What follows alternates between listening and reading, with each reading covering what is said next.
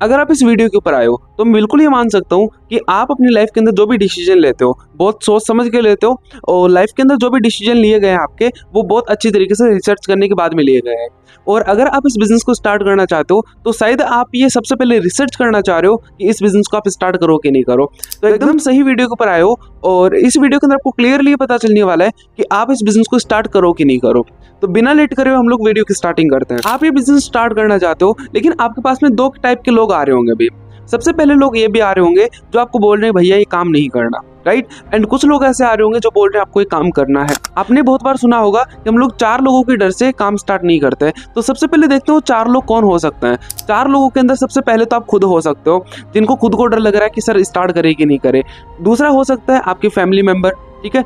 तीसरे हो सकते हैं आपके रिलेशन वाले, और चौथे हो सकते हैं आपके फ्रेंड सर्कल। अब इसके ऊपर हम लोग बाद में बात करेंगे। सबसे पहले हम लोग ये बात करते हैं कि इस बिजनेस को स्टार्ट करने के लिए कौन कौन बोल रहे हैं, ठीक है। सबसे पहले अगर मैं आपको बोलूं, आपने हमारे एजुकेशन मिनिस्टर के एक स्टेटमेंट सुनी होगी जिन्होंने बोला था कि आप जॉब मांगने वाले मत बनिए, जॉब देने वाले बनिए। क्योंकि जिस देश के अंदर ओनली जॉब मांगने वाले पैदा होंगे तो उस देश के अंदर ओनली नौकर पैदा होंगे, कभी भी मालिक पैदा नहीं होंगे। तो अगर आप इस बिजनेस को स्टार्ट कर रहे हो तो आप खुद तो पैसे कमा ही रहे हो, साथ में आप बहुत सारे लोगों को भी पैसे कमाना सिखा रहे हो। तो सबसे पहली बात आप ये हमेशा याद रखिए कि अगर आप इस बिजनेस के अंदर आते हो तो यहाँ पे आप अकेले काम नहीं करते हो, यहाँ पे आप अपने एक टीम बना के काम करते हो, और टीम के अंदर जितने भी लोग होंगे वो हर बंदे पैसे कमाएंगे। तो इस चीज से बिल्कुल ना डरिए कि आप यहाँ पे काम करो कि नहीं करो।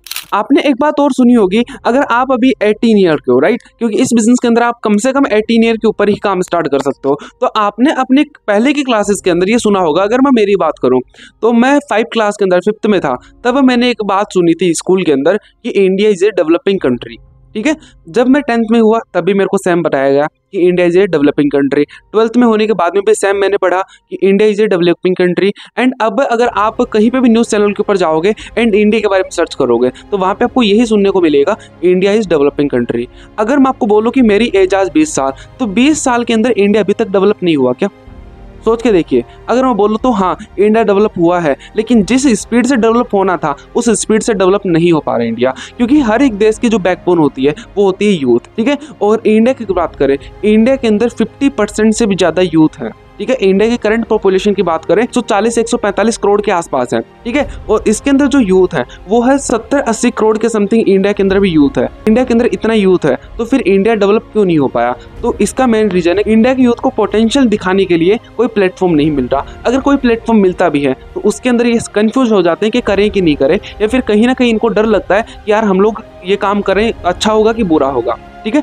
इंडिया के यूथ का जो पोटेंशियल है वो पोटेंशियल अलग चीज के अंदर निकल रहा है, जो कि आपको अच्छे से पता है। और अगर इंडिया का यूथ ही काम नहीं करेगा तो इंडिया डेवलप कैसे बनेगा? और नेक्स्ट अगर हम बात करें तो आपने सुना होगा नीति आयोग के जो सीएम मिस्टर अमिताभ कांत, वो इस बिजनेस के बारे में बोल रहे हैं कि ये बिजनेस ऐसा है जो देश की इकोनॉमी को बहुत ज्यादा बढ़ा सकता है, क्योंकि इसके अंदर जितने ज्यादा मिलीनियर पैदा हो रहे हैं और जितने ज्यादा इसके अंदर लोग काम कर रहे हैं, इसी बिजनेस से इंडिया ग्रोथ कर सकता है, और इसी बिजनेस से इंडिया के अंदर जो अनएम्प्लॉयमेंट रेट है वो कम हो सकता है। इनके साथ में अगर मैं आपको बात बताऊं, जो अनुराग ठाकुर हैं, जो मेंबर ऑफ पार्लियामेंट है, अगर वो आपको बोल रहे हैं कि डायरेक्ट सेलिंग करने के बाद में हमारे इंडिया के अंदर बेरोजगारी कम हो सकती है, तो ये लोग ऐसे वैसे लोग नहीं है। ये लोग वो हैं जो इंडिया को एक बड़ी स्टेज के ऊपर रिकॉग्निशन दिलाते हैं, जो इंडिया का नाम बड़ी स्टेज के ऊपर लेते हैं। और आपके जनरल नॉलेज के लिए मैं बता देता हूँ, इंडिया के अंदर 2021 दिसंबर के अंदर भारत सरकार ने रूल्स बनाए हैं। और आपको पता है रूल्स किसके ऊपर बनते हैं? रूल उस चीज के ऊपर बनते हैं जो चीज इंडिया की गवर्नमेंट को कोई दिक्कत नहीं करती, लेकिन जो लोग गलत तरीके से काम करते हैं उन लोगों को बंद करने के लिए इंडिया गवर्नमेंट ने रूल बनाया है।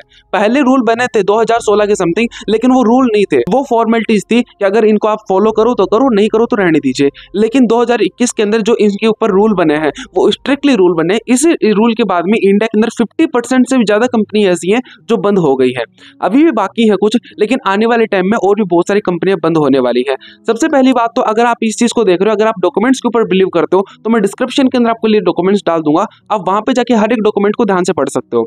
दूसरी चीज, अगर आपने अनुराग ठाकुर सर का वो वीडियो नहीं देखा, ठीक है, जिसके अंदर उन्होंने क्लियरली बोला है डायरेक्ट सेलिंग करने के बाद में बेनिफिट क्या होगा और इंडिया की ग्रोथ कहां हो सकती है, तो वो वीडियो में मैं डिस्क्रिप्शन में लिंक डाल दूंगा, ध्यान से उस वीडियो को भी जाके देख सकते हो। अगर हम बात करें नेक्स्ट, आपने सुना होगा विवेक बिंद्रा का नाम, ठीक है, जो कि एंटरप्रेन्योरशिप का एशिया का सबसे फर्स्ट यूट्यूब चैनल है, ठीक है, जिसके ऊपर बहुत सारे लोग फॉलो कर रहे हैं, करोड़ों के अंदर लोग उनको फॉलो कर रहे हैं अभी। उन्होंने अपनी वीडियो के अंदर बोला था कि अगर उनकी कोई संतान होगी तो उस अपनी संतान को कम से कम कुछ टाइम के लिए नेटवर्क मार्केटिंग जरूर ज्वाइन करवाएंगे। क्यों करवाएंगे? क्योंकि इस बिजनेस के अंदर आदमी की ग्रोथ इतनी हो जाती है, आदमी का पर्सनल डेवलपमेंट इतना हो जाता है, माइंड की ग्रोथ इतनी हो जाती है कि जो कि अलग जगह पे नहीं हो सकती। अगर आप विफल भी होगा तो भी कोई बात नहीं, आपको नेटवर्क मार्केटिंग जरूर ज्वाइन करना चाहिए, क्योंकि ये आपकी डेवलपमेंट में बड़ा फोकस करेगा। इनफैक्ट अगर मेरी अपनी संतान होगी, मैं उसको भी नेटवर्क मार्केटिंग में कम से कम कुछ समय के लिए जरूर भेजूंगा, क्योंकि इससे इतना डेवलपमेंट हो जाता है। जहां पे पीपल अच्छा हो और फिलॉसफी अच्छा हो, उन लोगों के बीच में आपका अपना ग्रोथ बहुत हो जाएगा। आप सफल हो या ना हो, कोई समस्या नहीं है। अगर इस बिजनेस में पावर नहीं होती, वो भी ये बोल सकते थे कि मैं अपने बच्चे को गवर्नमेंट जॉब कराऊंगा, राइट। लेकिन उन्होंने बोला कि मैं कुछ टाइम के लिए अपने बेटे को इस बिजनेस के अंदर जरूर भेजूंगा। उसके बाद में अगर हम बात करें मोटिवेशन गुरु, आपने सबने नाम सुना होगा संदीप माहेश्वरी का। उन्होंने क्या बोला? उन्होंने सिंपल सी बात बोली है कि अगर आज के टाइम पे जो 21st सेंचुरी चल रही है, इसके अंदर एक 18 साल का बच्चा हर महीने का 50,000 रुपए कमा रहा है, 40 साल का आदमी हर महीने का 20,000 रुपए कमा रहा है। ऐसा क्यों?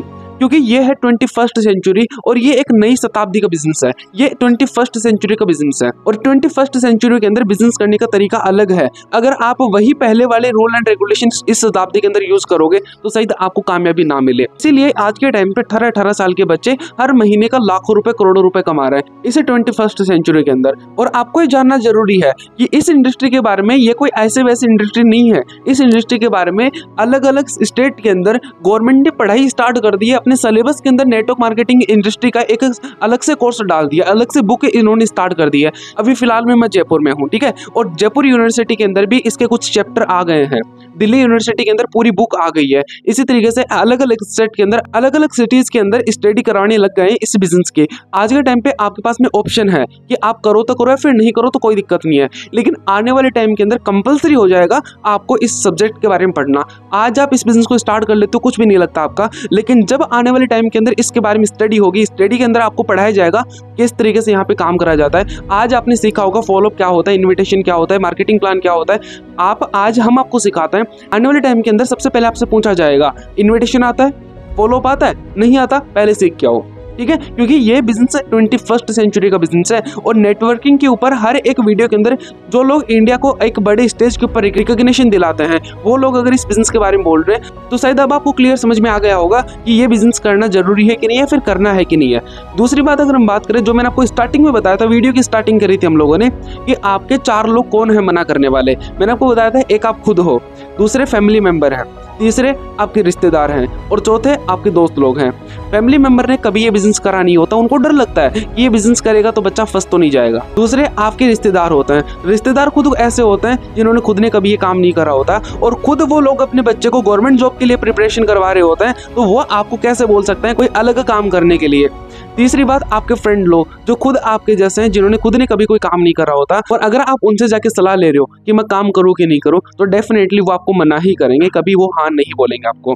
अब डिपेंड करता है कि आप कौन 4 लोगों की सुन रहे हो। जो मैंने आपको बताया, जो इस देश को एक बड़े स्टेज के ऊपर रिकॉग्निशन दिलाते हैं, उन लोगों की बात सुन रहे हो, या फिर आप उन लोगों की बात सुन रहे हो जिन्होंने खुद ने कभी ये काम नहीं करा। डिसीजन टोटली आपका होगा। फिर भी अगर आपको लगता है कि मैंने इस बिजनेस की ज्यादा तारीफ कर दी है, तो फिर आपके पास में ऑप्शन है, आपके पास में एक फोन है, उस फोन के अंदर गूगल भी होगा और गूगल के ऊपर जाके सर्च करोगे what is forever living product, तो आपको डिटेल में समझ में आ जाएगा फॉरएवर लिविंग प्रोडक्ट क्या है। अगर आपको एक चीज और यहाँ पे ट्रेनिंग्स के अंदर सीखने को मिला, तो आपने अच्छे से देखा होगा कि फॉरएवर लिविंग प्रोडक्ट 160 से भी ज्यादा देशों में चल रहा है। अब अगर कोई बिजनेस, कोई कंपनी 160 से भी ज्यादा देशों में चल रही है, तो आपको शायद ये समझ में आना चाहिए कि अगर कोई बिजनेस 160 देशों में चल रहा है, तो इसका मतलब ये कि वो बिजनेस 160 से भी ज्यादा देशों के रूल एंड रेगुलेशन को फॉलो करने के बाद में चल रहा है। अगर फिर भी आपको लगता है कि इस बिजनेस को करूं कि नहीं करूं, तो फिर आप ये कुछ वीडियो क्लिप देख लीजिए, जिसके अंदर आपको समझ में आ जाएगा कि यहाँ पे वो लोग भी काम कर रहे हैं जो लोग गवर्नमेंट जॉब कर रहे हैं, यहाँ पे वो लोग भी काम कर रहे हैं जो लोग खुद गवर्नमेंट सर्विसेज में काम कर रहे हैं, और फिर भी अगर ये फॉरएवर लिविंग प्रोडक्ट कर रहे हैं, तो शायद इसके बाद में बताने की जरूरत नहीं होगी कि आप इस बिजनेस को स्टार्ट करो कि नहीं करो।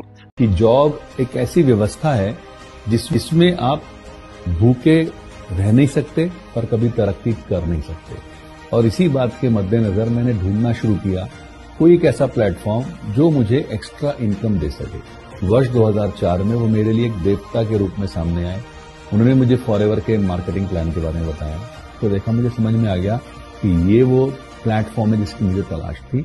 यहाँ मैंने अपने रास्तों पे चलना शुरू किया, धीरे धीरे सक्सेस की तरफ बढ़ना शुरू किया। अगले 6 महीने में मैनेजर हो गया, तो मुझे एक बात समझ में आ गई, तरक्की नहीं मिलने वाली है। वर्ष 2016 में जब मैंने इनकम्स का आकलन किया तो मुझे लगा कि यार एक तरफ मुझे विभाग से करीब 10 लाख रुपए सालाना सैलरी मिलती थी, लेकिन उस साल की मेरी आईटीआर जो फॉरएवर की बदौलत थी वो करीब 34 लाख की थी।